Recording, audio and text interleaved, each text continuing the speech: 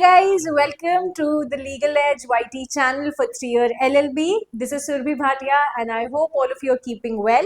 So as is quite evident from the screen कि आज का जो हमारा सेशन है we are discussing about कि legal को कैसे approach करना है for a symbiosis AIAT exam. तो the exam is in December, but क्या हम करें जिससे हमें एग्जैक्टली कॉन्फिडेंस आ जाए कि हाँ हमारी लीगल के पर्सपेक्टिव से जो हमारी प्रेपरेशन है दैट इज डन. और क्या लीगल सिर्फ हमारा एमसीक्यूज पॉइंट ऑफ व्यू से इम्पोर्टेंट है? तो सिर्फ देखते हैं regarding legal for the entire session, right. तो अगर मैं जनरल एस्पेक्ट में बात करूं तो हमारा 105 मिनट्स का ये टेस्ट होने वाला है. कंप्यूटर बेस्ड टेस्ट है, सेंटर पे जाके आपको ये टेस्ट देना होगा. 105 मिनट्स का हमारा ये टेस्ट है, राइट. तो 105 मिनट्स को दिस हैज बीन डिवाइडेड. जो आप चेंज नहीं कर सकते हैं तो आपको 65 मिनट्स मिलेंगे for your descriptive type test, descriptive paper जिसमें 2 क्वेश्चंस आएंगे and this is going to be of 20 marks each एंड आपको इसके लिए मिलेंगे समवट 65 मिनट्स. ठीक है. उसके बाद एमसीक्यूज आएंगे. एमसीक्यूज 2 पार्ट्स में डिवाइडेड हैं. एक है हमारा साइकोमेट्रिक टेस्ट, ठीक है, और एक हमारा जो नॉर्मल नॉलेज बेस्ड एमसीक्यू जिसमें जीके, इम्पॉर्टेंट केस लॉज, ये सारे क्वेश्चंस हमें अप्रोच करने होंगे. सो उसके लिए we have 20 plus 20 minutes as in total of 40 minutes. अब a very peculiar thing about AIAT is कि हम sections को switch नहीं कर सकते. मतलब you cannot think कि अगर मेरे को ये 20 minutes में मेरे MCQs done है, मेरे 10 ही मिनट में MCQs हो चुके हैं, तो you can't give these remaining 10 minutes to your answer writing. ये थोड़ी सी गड़बड़ चीज़ है. But however उसके बाद once you clear the descriptive paper in MCQs, then you have the personal interview, right? Personal interview में भी legal के aspects हमें approach करने पड़ सकते हैं. So let's see one by one कि हम legal के questions कहाँ expect कर सकते हैं, किस तरीके से expect कर सकते हैं. So let's see all of that. First and foremost, सबसे इंपॉर्टेंट, सबसे ज्यादा जो हमारा वेटेज है एग्जाम में, that is of the descriptive paper. अब डिस्क्रिप्टिव पेपर में 2 क्वेश्चंस आते हैं, ठीक है, ऐसे बेस्ड क्वेश्चंस. एंड जनरली ऐसे बेस्ड क्वेश्चंस में कुछ इस तरीके के टॉपिक्स आते हैं जहां पर पॉइंट ऑफ व्यू मांगा जाता है ऑफ द स्टूडेंट, राइट. जहां पर आपको फैक्ट्स भी सबमिट करने होंगे, at the same time you have to give your point of view also, and आपकी क्यों उस पॉइंट ऑफ व्यू को सपोर्ट कर रहे हैं, आपके पास कुछ सब्सटैंशियल फैक्ट्स एंड पॉइंटर्स उसके कॉन्टेक्स्ट में भी होने चाहिए. अगर मैं एनएल सैट की बात करूं तो एनएल सैट में द एग्जामिनर इटसेल्फ सेज कि उसको कोई एक्स्ट्रा नॉलेज रिक्वायर्ड नहीं है. You don't need to code the sections, the cases, you just need to analyse the situation and that is it.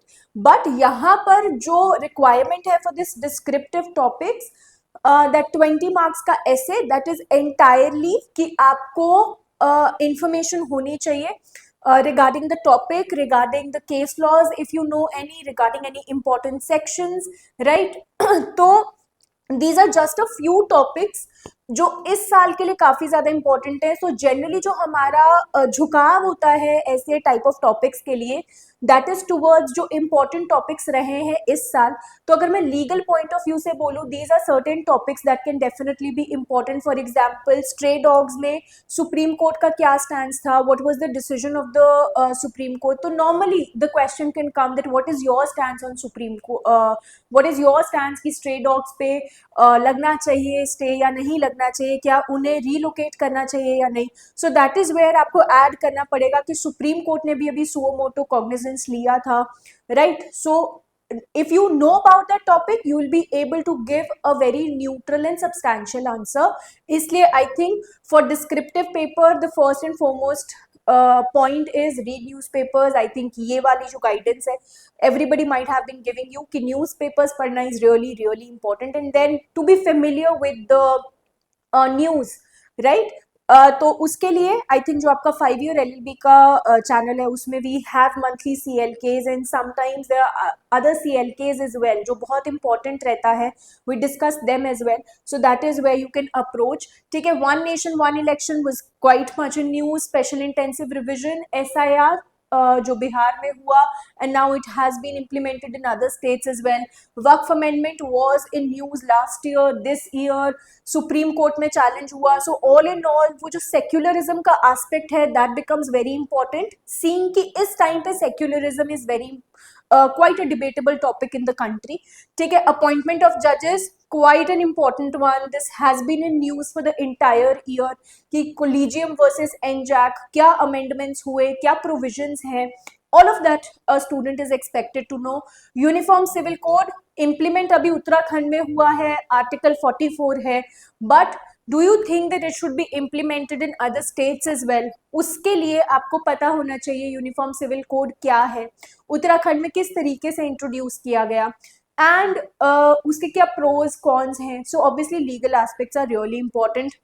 Reservation, caste census and reservation would go in alliance. Reservation पिछले ही साल से बहुत ज्यादा news में है कि lot of families have progressed, तो उन्हें रिजर्वेशन की जरूरत नहीं है.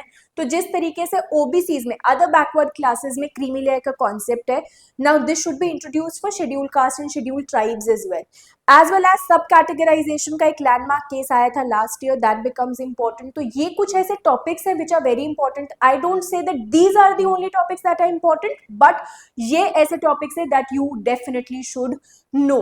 तो please do prepare the essays, start writing the answers so that you know how to अपने थॉट्स कैसे अलायंस में लाने हैं. That is very important for such questions. Then the MCQs, तो majorly if I see the trends, past year papers उतने ज्यादा available नहीं है, but if you go through the sources जो भी अवेलेबल है नेट पर, जो मेजरली आस्क्ड टॉपिक है दैट इज कॉन्स्टिट्यूशनल लॉ, जिसको हम पॉलिटी के अलायंस में भी बात करते हैं. तो जो इंपॉर्टेंट आर्टिकल्स हैं फंडामेंटल राइट्स के, डीपीएसपीस के, right, very important articles related to emergency, then fundamental duties कितनी है, फंडामेंटल ड्यूटीज कौन सी अमेंडमेंट से आई. तो these type of questions are majorly asked in these MCQ type questions. तो I would say कि 80-85% probability ये है, but does not mean कि सिर्फ यही type of questions आते हैं. No, ये जो हमारे 3 important subjects हैं इसमें से भी क्वेश्चंस आ सकते हैं. फॉर एग्जाम्पल कॉन्ट्रैक्ट्स के लिए क्या असेंशियल्स हैं, then theft can be for movable property और इमूवेबल प्रॉपर्टी, ये ऐसे वन लाइनर्स वाले क्वेश्चंस आ सकते हैं. वाइकेरियस लाइबिलिटी के एस्पेक्ट में क्वेश्चंस आ सकते हैं. कोई इंपॉर्टेंट मैगजीन्स है, for example injuria sine damnum का मतलब क्या है, देन रिस्पॉन्डे सुपीरियर कौन से प्रिंसिपल से कनेक्टेड है. तो ये मैगजीन्स वगैरह भी डेफिनेटली इंपॉर्टेंट हो जाते हैं for these MCQs, right. So the study materials that you have a good chunk of these already, so please start going through the study materials. all right, at the same time अगर मैं constitutional law पर वापस आऊँ तो fundamental rights के articles are very important, some major amendments are very important, and then कुछ extra articles related to the appointment of judges. Supreme court कौन से आर्टिकल में डिफाइंड है, supreme court is the court of record, वो कौन से article में defined है. all of this you will definitely get in your study material, so please start revising them. This is the most important aspect of your MCQ type paper, right. Then another second priority I would give to the landmark case laws. तो constitution की ही अगर हम बात करें तो कुछ 50-60 landmark case laws है. केशवानंदा भारती किससे रिलेटेड है, मेनका गांधी किससे रिलेटेड है.